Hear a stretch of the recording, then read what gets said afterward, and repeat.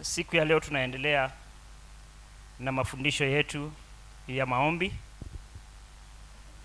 na Bwana atatubariki. Tuko na dakika kama 30 ndio ifike saa 11 ndio tuanze maombi. Kwa hivyo Roho Mtakatifu atatusaidia.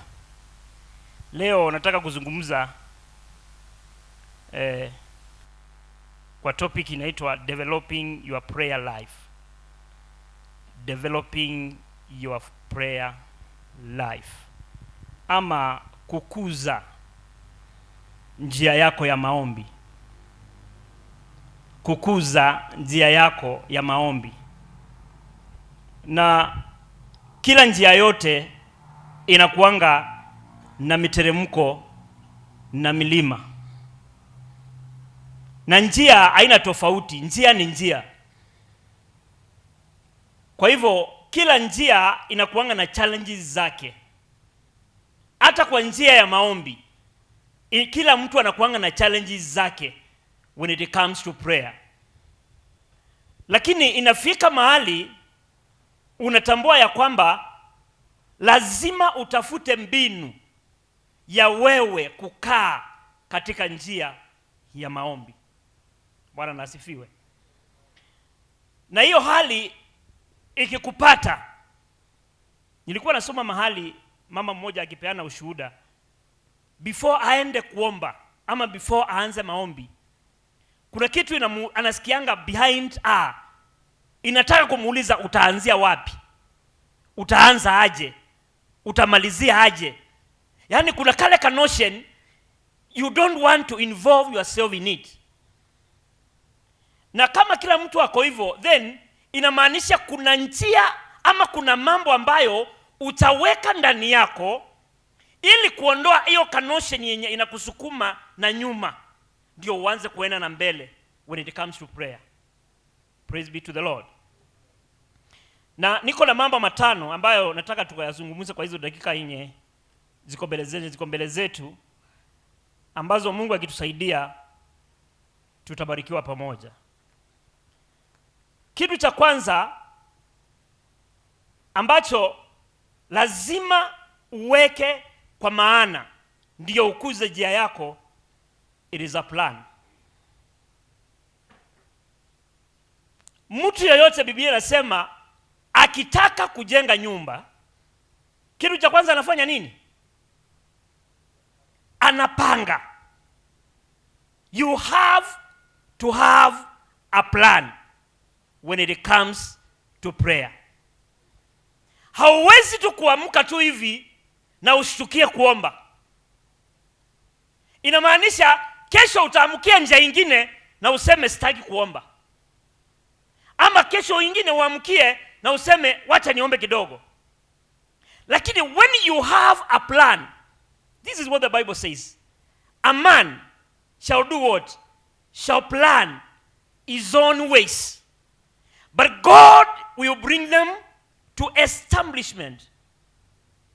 Hivyo ndio Biblia inasema ya kwamba mtu atapanga mambo yake, na yale mambo ambayo ameyapanga atayaleta mbele za Bwana, ndio Bwana akayatimilize. So you cannot start any day, you cannot start anything without first knowing where am I going. Kitambo Mungu atuumbe sisi, alijua anataka kuumba mtu wa aina gani. Biblia inasema alitumaliza kitambo. Afanye nini? Atuanzishe. He finished us before he created us.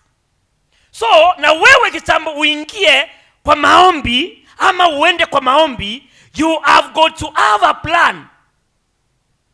What am I going to do here? Na hapa nitafanya, na sio kitu ya siku moja. Ni kitu ambacho utakuwa unaifanya. Mtu akienda shuleni, for example, mtoto, na upate hakuna timetable. Kwa hivyo kila mwalimu akitaka kuingia anytime anaingia na anatoka anytime. Hiyo inamaanisha there is no plan. The same with the church.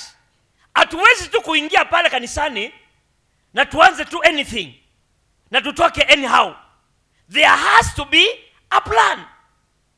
Praise be to the Lord. So every prayer person, for him to be successful, how to develop a prayer life ambayo itakuwa successful, lazima awe na kitu cha kwanza, he must have a plan. Praise be to the Lord. Na plan inasaidia kwa kitu moja. A plan helps you to deal with things specifically and not wandering about. Mpango unakusaidia kuombea kitu fulani. Ukiamua leo, kama vile bishop ametufundisha hapa, kitambo tuanze maombi, imekuwa ni kama national anthem. Mtu wa kwanza ni nani? Archbishop. Hiyo ni mpango. So katika mpango wako ukijua, mimi nikianza maombi yangu naanzanga na nani? Na kuombea askofu mkuu. Na unaingia kile kingine, na unaingia kile kingine. Hiyo inakusaidia kukaa on track on what you are praying for. Praise be to the Lord. So for any effective prayer to be successful, we must have a plan. Hiyo ni namba moja. Number 2, time.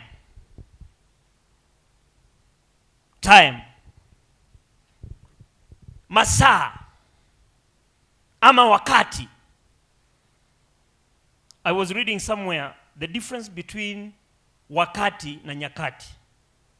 Hiyo ni mambo ya Kiswahili. Lakini nikatambua ya kwamba wakati ni wa wanadamu na nyakati ndizo za Mungu.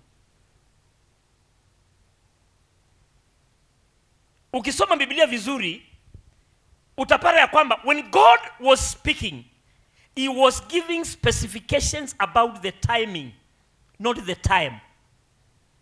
Kwa hivyo timing ndiyo nyakati na time ndiyo wakati.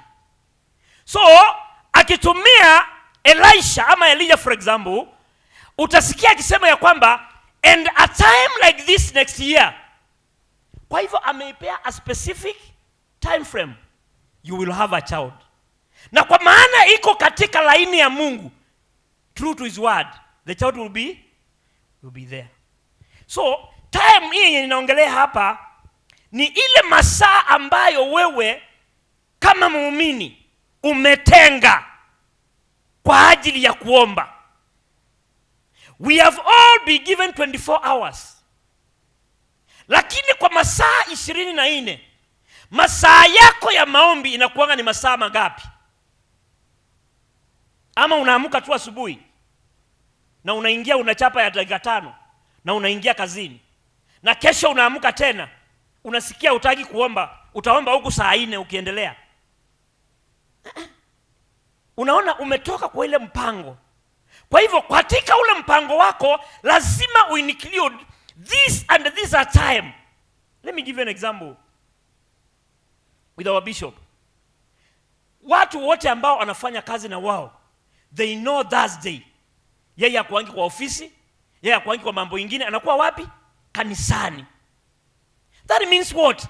Kuna mpango ameweka na masaa fulani ya kwamba masaa haya mimi nimetenga ya kufanya nini? Ya kufanya hii. Praise be to the Lord. And I have never seen for any relationship to be successful, there must be quality time. Kama unataka relationship yote, hata ile ya hapa duniani, wewe ni rafiki yangu, mimi ni rafiki yako, for that relationship to be successful, we must have some time together, and for that matter some quality time, ambayo tutazungumza mambo yetu, tutaimizana, tutatoana makosa, tutainuana. Hiyo ni about time. Lakini wakati ambapo unaweza potea miezi 2 na mimi nipotee 3 na tukutane, utapata there is a lot of lapsity. Praise be to the Lord. Na hiki ndicho Mungu anatafuta, time. Na haijaanza saa hii. The Bible says in the book of Genesis chapter 3, ukisoma hiyo kifungu yote, God used to create time in the evening when he created Adam and Eve. Na Biblia inatuambia kwamba alikuwa anatembea masaa ya jioni, haya tuko saa hii, kuona watu wake ambao wameumba wanaendelea aje. Is that what the Bible says? Yes. So kama Mungu alichukua wakati na alikuwa ni kitu, ni kama alikuwa amepanga, ikifika jioni, I stop everything, I want to know how my people are doing. Hata sisi kwa kiasili, ukiwa na urafiki na mtu na ikue amuonani, yani oftenly, you will start forgetting even easily. And the same with our God. When you don't create time for him, we are drawing ourselves away from him. But when we create time for prayer with him, tunajisongesha karibu na yeye. So, what is that time in 24 hours that wewe mwenyewe umeset na ukaamua ya kwamba ikifika masaa haya ikuwe nini ama ikuwe nini? It is my time for prayer. It is my time for my fellowship with my God. It is my time to make my relationship right with God. Na yeye amejua hivyo. Na wakati umeamuka, kama wewe masaa yako ni saa 11 mpaka saa 1, ukiamuka uende mahali pako pa maombi, you will find that the presence of God has already been reinstated. Kwa maana hivyo ndio umemfunza. This is where we fellowship with you. So I am waiting for you at this particular time because najua utakuja hiyo masaa.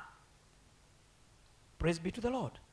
So for our prayers to be effective, we need to have quality time with our God. Ni wewe mwenyewe uende ukae chini and you set a time. Useme mimi nitakuwa masaa haya, hata kama kuna nini, I will devote myself in those hours. Hiyo ni masaa yangu na Mungu. Siku moja nikisikiza Churchill alisema hivi, watu wote wamepewa 24 hours na tunafanya kazi from 8 to 6. Hiyo ni masaa mangapi? Almost 8 hours. Na 8 hours ilikuwa asubuhi ikafika mpaka almost saa 3. Kuna 8 hours zimembaki ambazo watu wanakuwa wamelala. And the difference between this and this person comes in the 8 hours. What do you do with those 8 hours? Sisi wote tumefanya kazi na sisi wote tumelala, lakini kuna masaa hii tumelala 8. What do you do with those 8 hours? It creates the difference. Kuna ule ataamua, mimi kwa hii masaa 8 nitachukua masaa 2, saa 9 usiku mpaka saa 10, I devote those hours, nitaamuka na nitaingia kwa maombi. He has created a difference in the spiritual realm. Kwa hivyo wewe ukiamuka saa 12, already yeye amecapture 2 hours of the day. Na kuna kitu amefanya. Praise be to the Lord. So ni sisi wenyewe, we draw closer to God by the quality time that we choose to spend together with him. Praise be to the Lord. Number 3 is what we call priority. Priority. Priority kwa Kiswahili ni nini? Nafasi ya kwanza, kitu kama hiyo. What comes first in your life? What comes first in your life? Kama ni kazi inakuja first, utapata ya kwamba wewe ukiamuka, if you woke up in a new day, first thought is not God. First thought is how you are going to make your money. But if it comes now, kile ambacho wewe mwenyewe unajijua, and you want your day to be well, and you want your work to be successful, and anything that you do, there must be something that you give a priority, and that must be God. Na hauwezi kupea Mungu priority ingine unless you prioritize him in prayer. Bwana nasifiwe. Communication na communion yako na yeye, it must be felt through prayer. Let me read this. In the book of Thessalonians chapter 5 and verse 17. Ni mstari mfupi sana. Unasema ya kwamba pray without ceasing. Pray without ceasing. And Jeremiah, wacha tushikanishe zote mbili ndio we get the context. Jeremiah 33. Jeremiah 33. Is Jeremiah?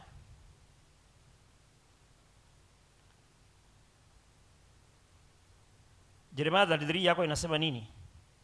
From verse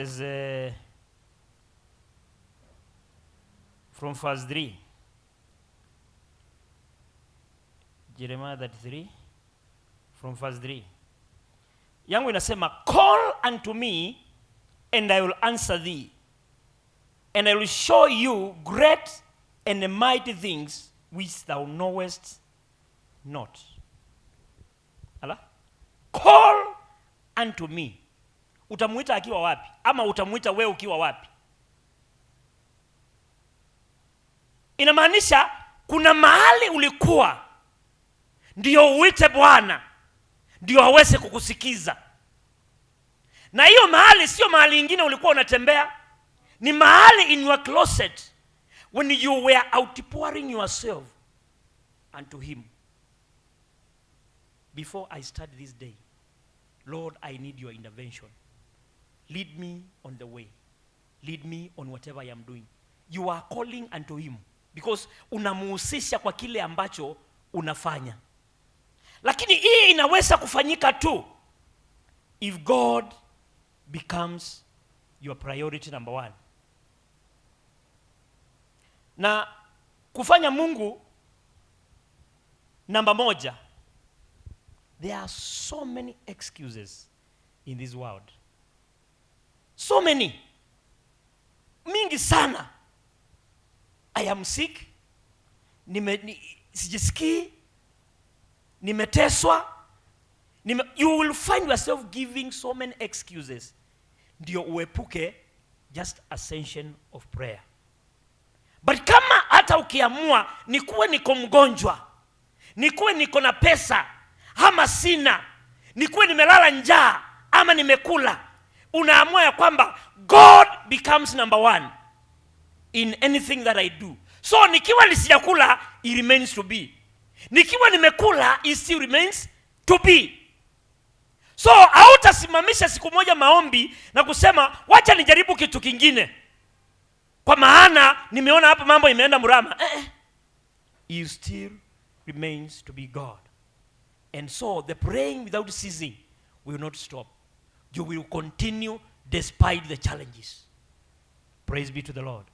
Haitajalisha ni challenge gani imekuja kwako, you will still press on. You pray without ceasing. Hausimamishi maombi kwa sababu ya hii ama ile. You pray. Praise be to the Lord. So, can we make God a priority in our lives? Can we make God a priority in whatever we do? What comes number 1 in your life? Ni swali wewe utajiuliza na utajijibu. Praise be to the Lord. That was number 3. Number 4 is what we call consistency. Consistency ni kuendeleza ama ni consistency ni nini kwa Kiswahili? Yaani hiyo power ya kuendeleza kitu. Yeah? It is the driving force. It keeps you going. So, maombi kwako, does it make you going or you make it going? Ni nini inafanya ile ingine kuenda? Kwa maana hauwezi kuanzisha kitu chenye hauko ready kukimaliza.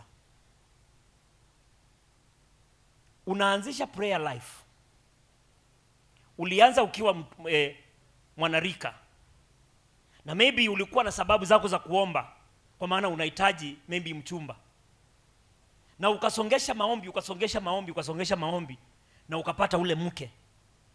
So when you got the wife that you were praying for consistently, you stopped it. So hiyo yako haitakuwa consistency, itakuwa ulikuwa na target fulani. But consistency inaenda all through, unaendelea despite what? It is the driving force. Something is pushing you to continue. Unajiweka nguvu. If you look at the marathon, wale wanakimbianga wale watu wa pande hii, kuna round zile za kwanza wanapiga tu, wakiangalia wale wengine.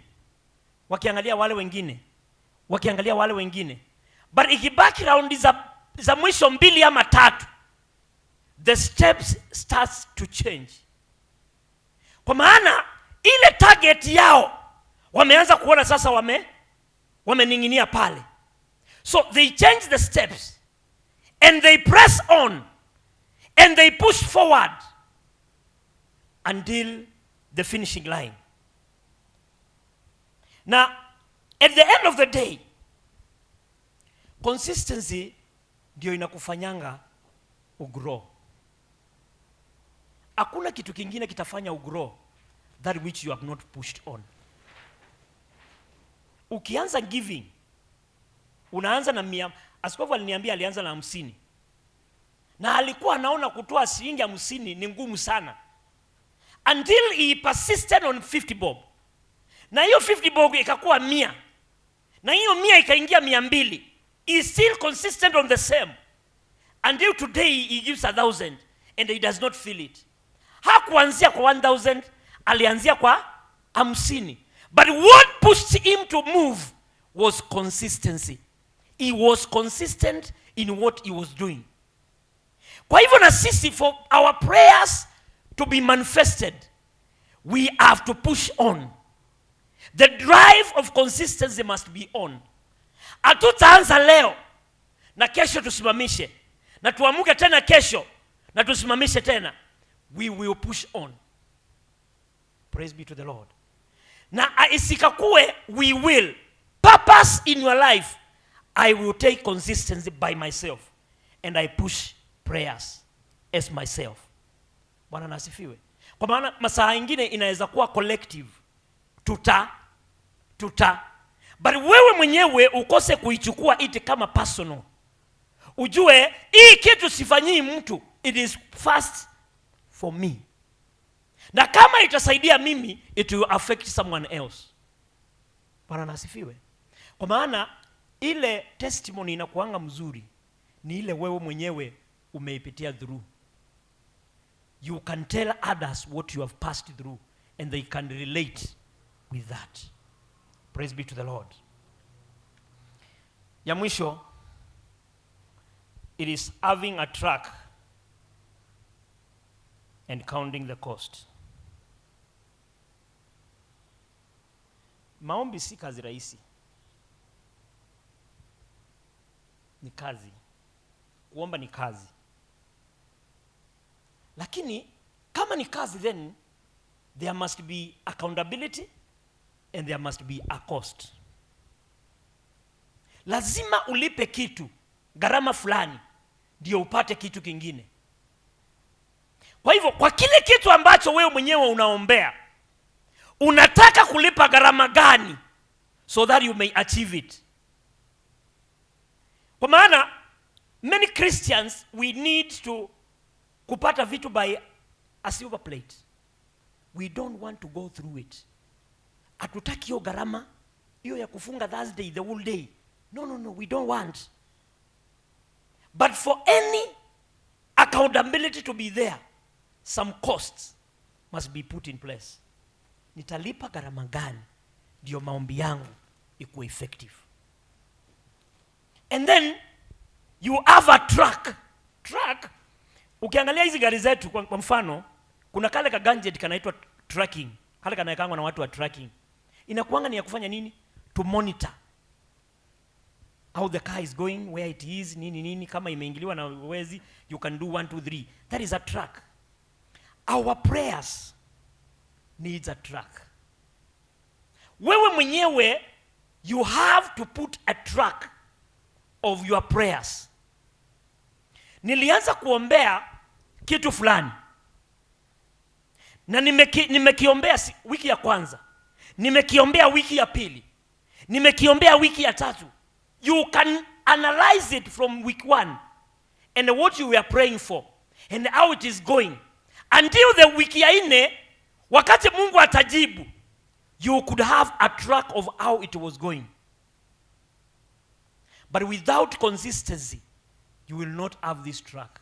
Kwa maana hautakuwa na ule mfululizo ya kujua hii ilichange kutoka hapa ikaingia hapa. Praise be to the Lord.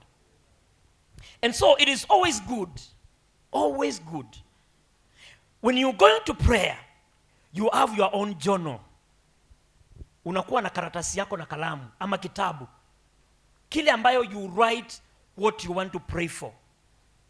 Hiyo itakusaidia in 3 weeks to come kuweza kwenda back na kujua what was I praying for, what did God answer, and what is pending to be answered. Hiyo ndio inaleta accountability. You can be accountable for what you are praying.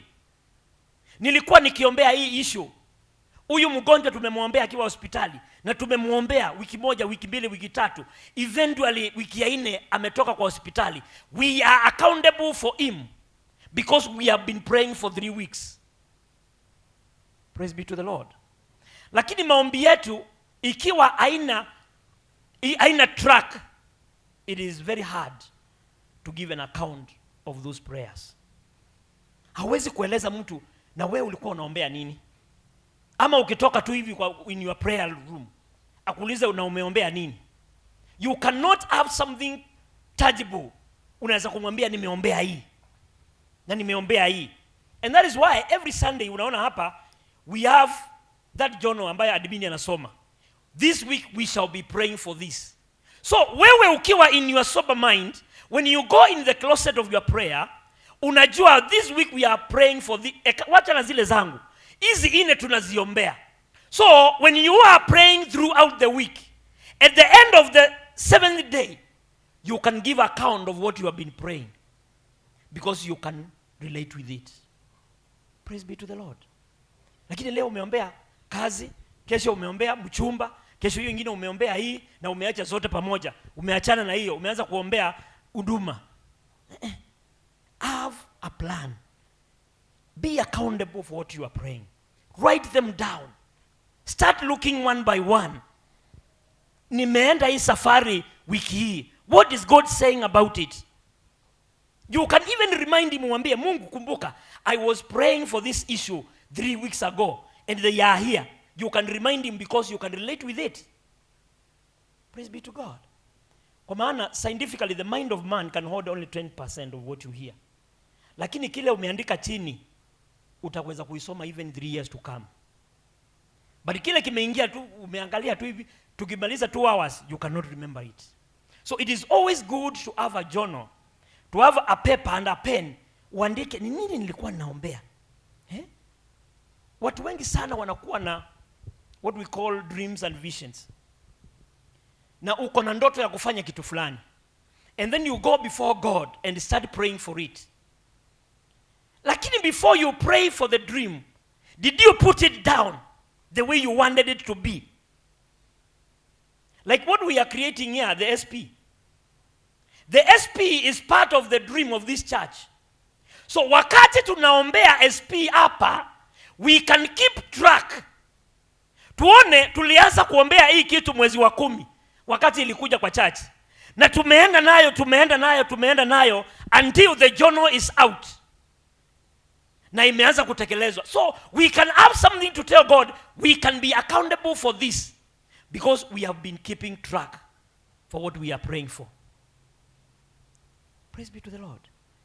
Kwa hivyo tusiombe ile inaitwa na mzee Chege kiundudho. Tusiombe tu hivi madhokodhanio. Let us have a plan where we can keep a track, ndio tukue accountable for what we are doing. Bwana nasifiwe. Hata wale watu unaombea, there reaches a day, or depending na plan yako, unaamua leo ninaombea watu fulani. I'm not praying anything for myself. I am praying for people. They don't know whether you are praying for them. But wakati wewe utasikia kile ulikuwa unawaombea kimefanyika, you will have something to stand before God na mwambie thank you, because kile kitu ambacho niliandika chini na nikatenga masaa yangu na nikaombea hawa kimetendeka. Have that kind of accountability in whatever you are praying. Bwana na asifiwe. So kwa haya machache, saa 11 imefika, and we want to thank God because of teaching us in those 5 points for us to be effective in our praying. So kutoka pale tutaingia kwa maombi ile yetu ya kawaida.